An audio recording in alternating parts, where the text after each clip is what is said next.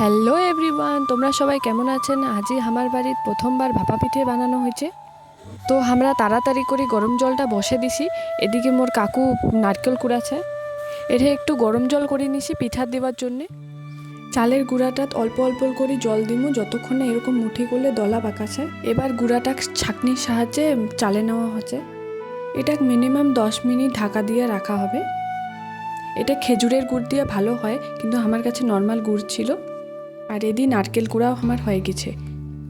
এদি আমার হাঁড়ির জলও গরম হয়ে গেছে। হাঁড়িটা থেকে যাতে বাষ্পটা বাইর না হয়ে যায় ওই জন্য আটা দিয়ে আমার সেল করে দিছি।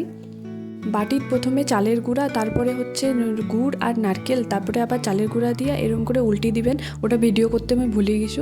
তারপরে এরম করে ভাপে নেবেন। ভাপাইতে মনে করো মিনিমাম 10 মিনিট কি 5-7 মিনিট তো লাগেই। ভাপা পিঠা হয়ে গেছে, এবার খাই নাও। আর মোর